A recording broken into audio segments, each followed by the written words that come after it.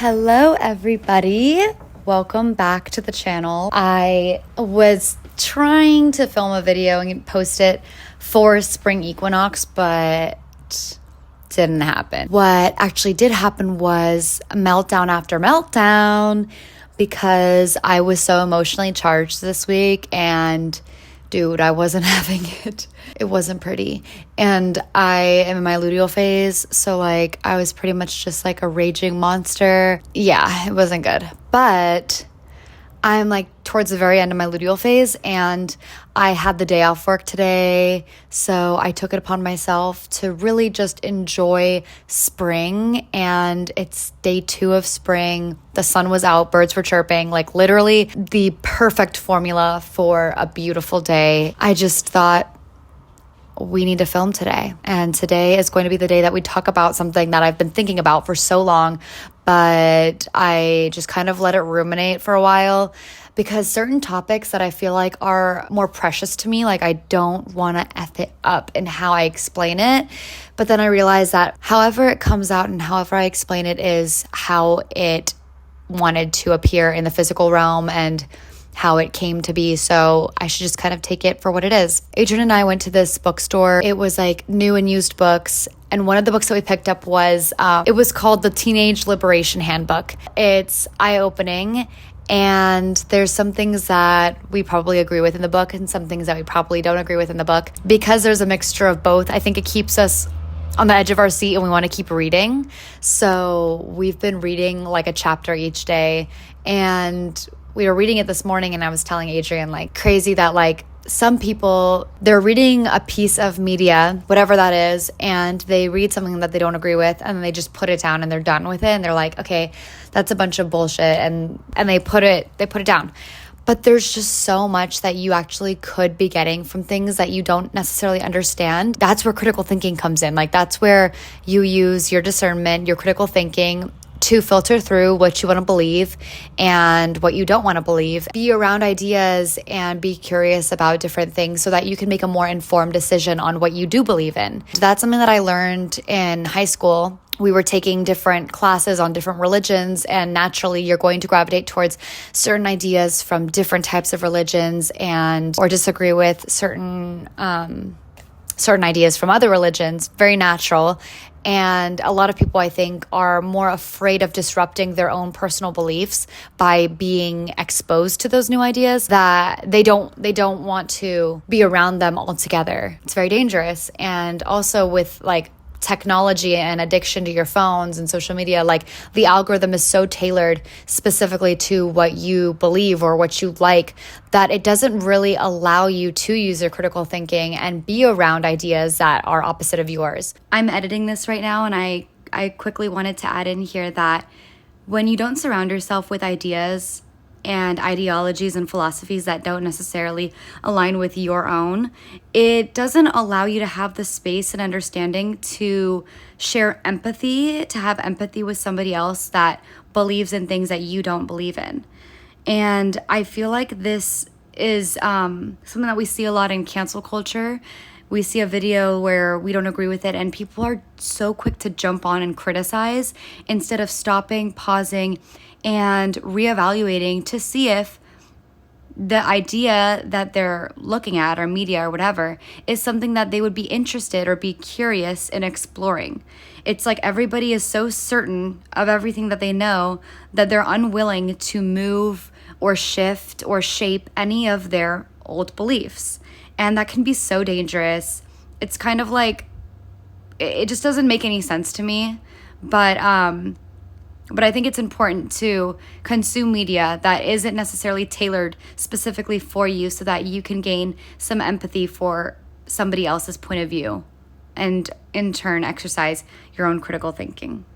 So that was just kind of food for thought as we were reading the book. But in the book, that was super long-winded, but in the book, it's talking about unschooling children and the idea of learning outside of a school setting. And there's a lot of really, really interesting references in the book and different ideas that I'm just dang, okay, she really went off there. And then other ones where I'm Okay, I kind of see where you're going. Not really. But the book in general is so interesting, and we're currently reading that. Talks a little bit about exploring childlike wonder.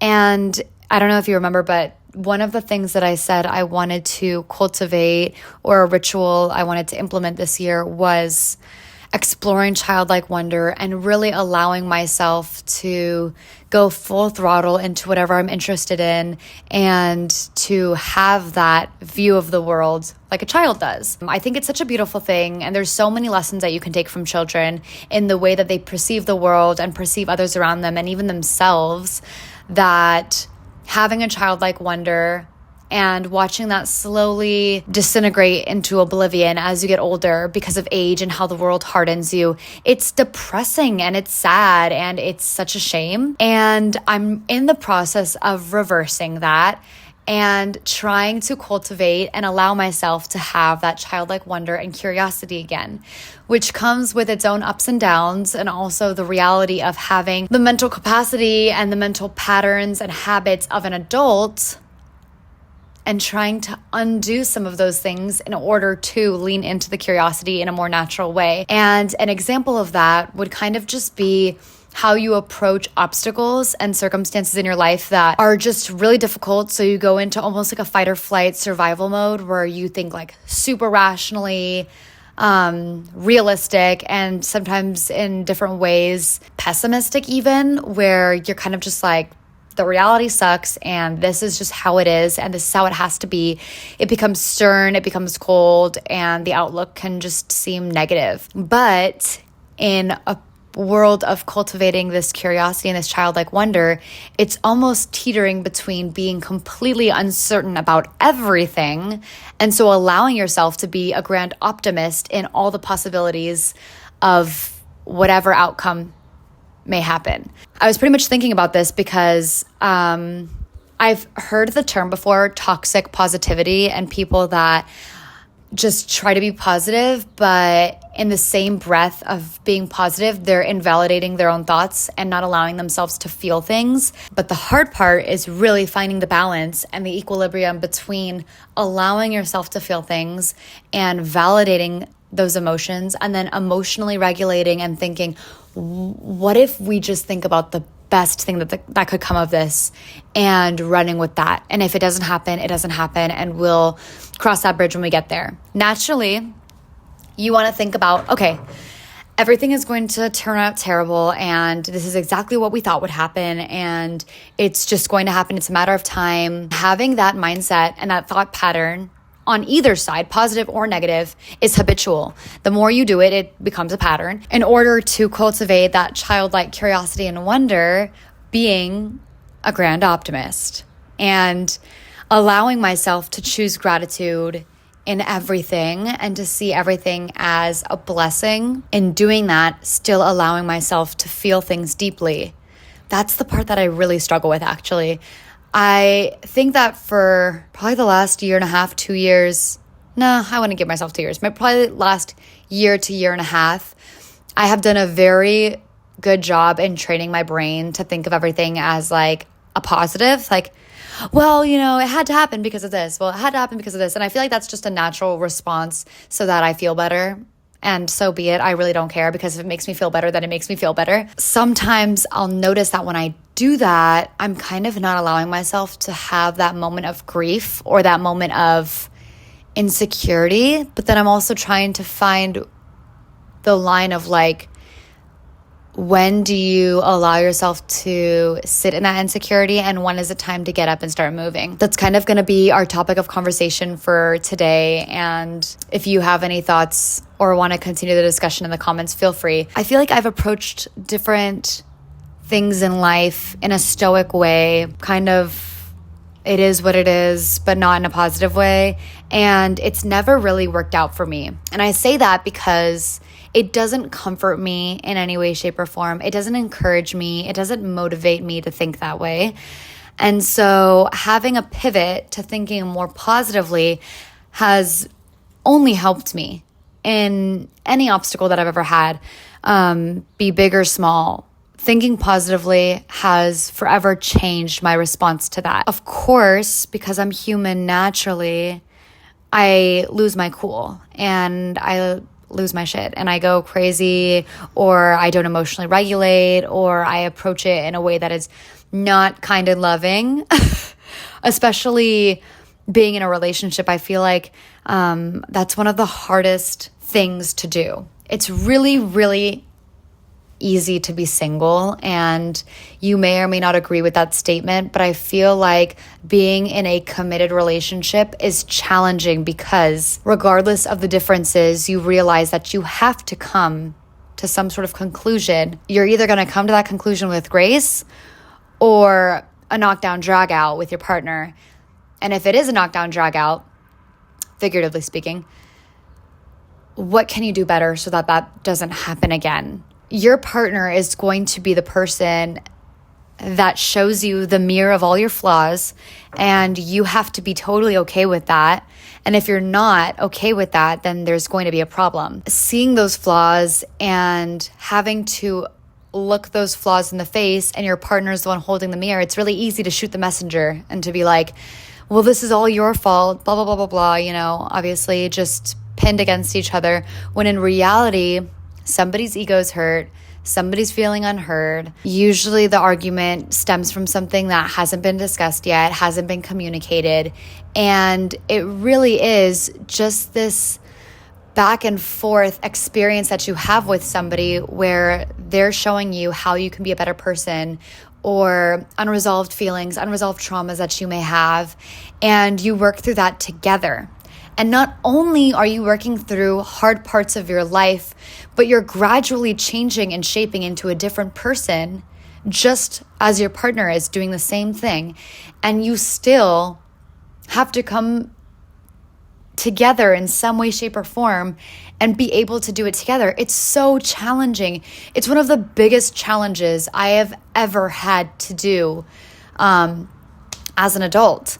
And being newly married, it's incredible and also devastating when you disappoint your partner or when you disappoint yourself in how you respond to reflecting on the things that you could change or be better at. The reason I bring that up is because the challenge that you face in a committed relationship, you can view it as, this sucks, this is hard, let me drop it, let me just go somewhere else. Or you can see it truly as a blessing that is this fountain of lessons that keep overflowing, and you're just gaining more knowledge on yourself and on your partner and on the world. And when you see it in that positive way, it really does change the dynamic, how you perceive the entire experience altogether, because now you're seeing it as this, we're working together and we're doing this as a partnership, not woe is me, life is hard, this is a situation I'm in right now and it sucks, and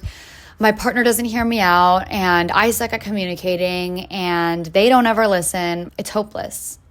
Having this positivity in your life is probably one of the only ways that you can succeed, or at least have a chance at succeeding. And then when it comes to seeing the synchronicities of life, I feel like that's weaved and it's so hand in hand with being a grand optimist and being positive, because when you start to walk in that joy and you start to see everything as a blessing, everything just seems so much more magical. You probably met people like this before, that you're telling somebody like, oh my gosh, this happened. And then guess what? This happened. Isn't that so crazy that these two things happen? And then their response is like, yeah, it's just a coincidence. Like, bro, boring. Like, you're literally boring. You're literally boring. When you allow yourself to be truly overwhelmed and washed away with life's synchronicities, like, dude, life is magic. Life is magic. You are literally a ball of energy in a human body right now, experiencing life. Like, bro, what an effing blessing. Like, and you have unlimited chances until you croak. You have unlimited chances to become a better version of yourself. You have unlimited chances to reinvent yourself. Nobody's stopping you. And if you're the one stopping you, which I have done that many, many times, where like I'm the one stopping me and it's literally a shame. Like, it sucks. It's a shame. Like, I worry a lot about how I'm perceived by other people. And this is one of the things that I'm working on. I worry a lot, like, people are going to think I'm crazy, or I don't want to share my ideas because what if people judge me for them? The negative self-talk. And usually it's like, that's just stemming from some sort of insecurity, that why I'm thinking that way in general. I'm withholding this precious potential that I could be tapping into. I'm not allowing myself to do that because I'm like, well, this is who you are. Pigeonhole yourself. No, reinvent yourself. The world is magic. Literally, life has these beautiful synchronicities. Just look at nature. Nature shows us everything. And there's books on this. I've talked about the healing magic of forest bathing, like 2 pictures that are completely unrelated and they look identical. And it's like a fingerprint and a tree stump. And it's just like, dude, what do you mean you don't see the connection? Like, what do you mean? And it's sad.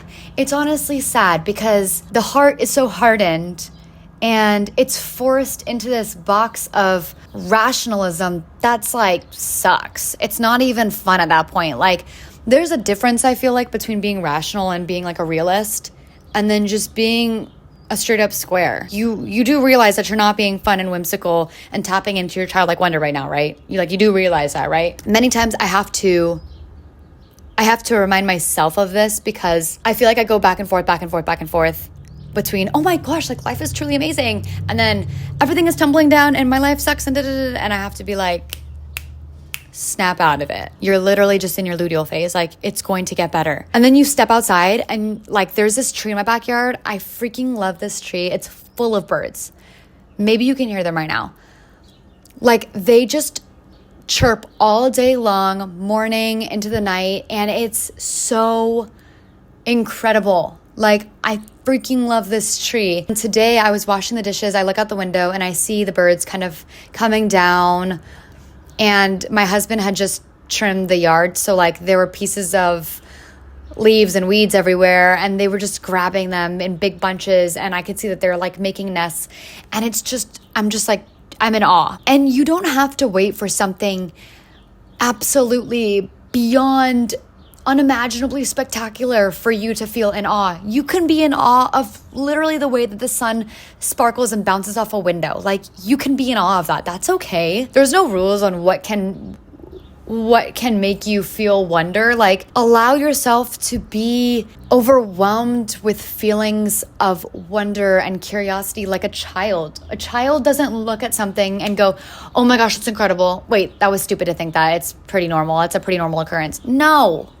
A freaking child sees something and they go, oh my gosh, look, I've never seen that before, because usually they have never seen it before because they're so little. You see things all the time. You pass by the same house or the same tree or the same building. It becomes numb and you just don't really notice anything.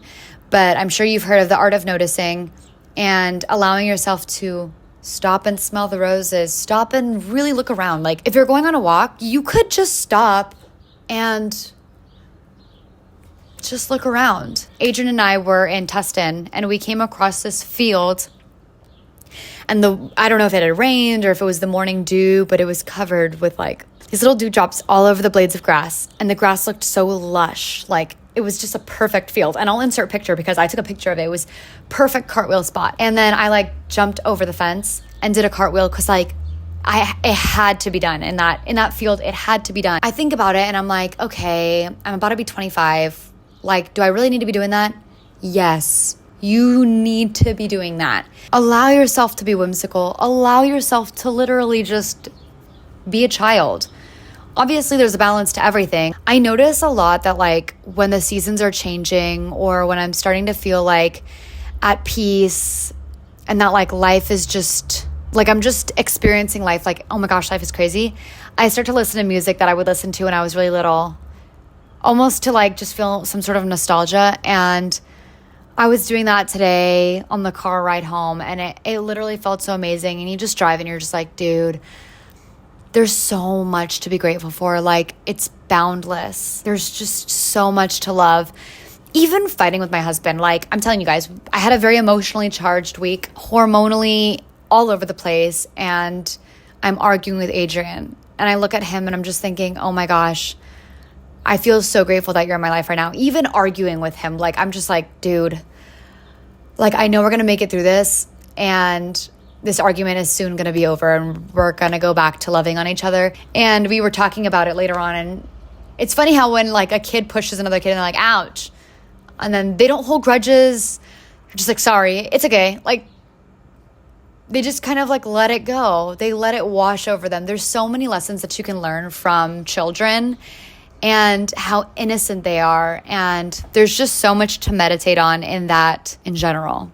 That's been something that I've been thinking about a lot recently. And when I was, you know what? I believe when I was fasting last year, dude, let me actually prove this to you. This was my prayer diary from, let's see, when was this? 2023. And when I was fasting, I fasted for 24 hours before, because I was going to write my wedding vows and I wanted to fast so that I can just have a clear mind. I need to fast again. I feel like that would be super awesome. But when I was fasting, I wrote down January 15th, 2023. I put down some things that I'm learning and meditating on while fasting. And one of them was find something to celebrate every day. Dude, this list was low-key goated. I need to reread this. Be hopeful, lose expectations. Look at the world through childlike eyes. Honor and lean into curiosity.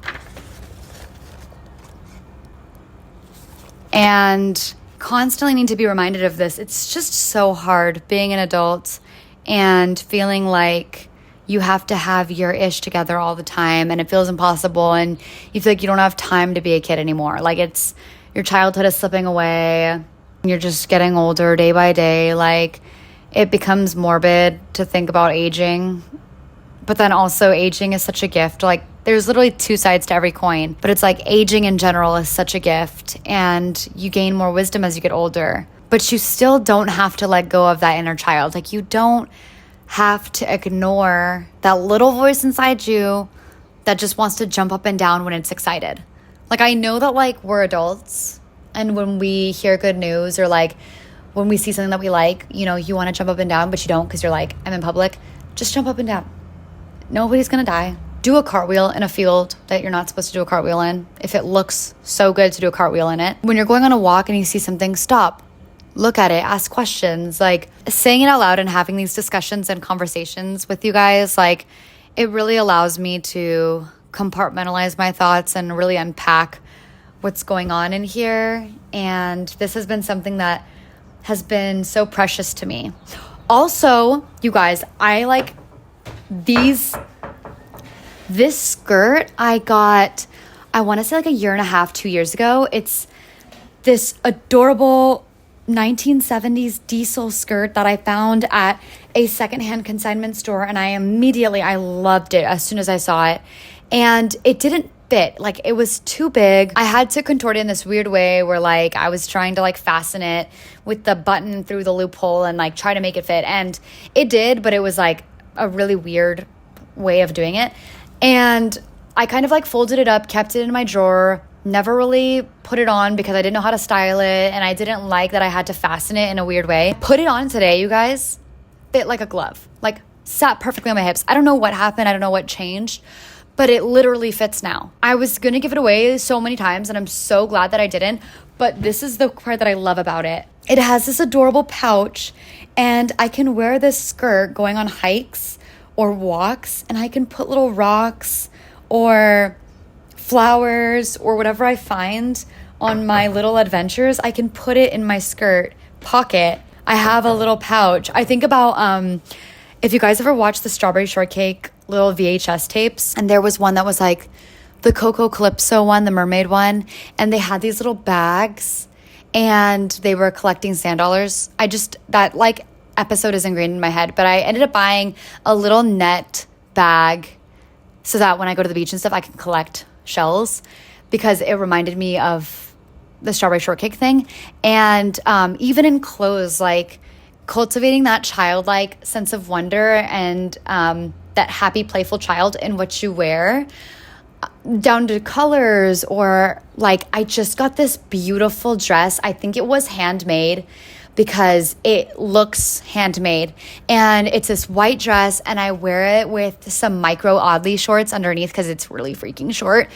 And it makes me so happy. Like, I feel like a little girl in it. I wear it with my cowboy boots, and I can do a little braid in my hair, and I just feel like a kid. And in a world where things are you're so uncertain of everything, and everything is unpredictable, and the world seems so cold, and now you're exposed to that and the realities of it. Like, all you really can do is feel like a kid in any way that you can, and allowing yourself to do that. Like, that's it for today's video. I encourage you to do whatever makes you feel more like a kid this week and forever. And tell me what you do. Tell me what makes you feel curious, what makes you lean into the wonder of the world and the magic of living. And yeah, I'll see you guys next time, and I love you.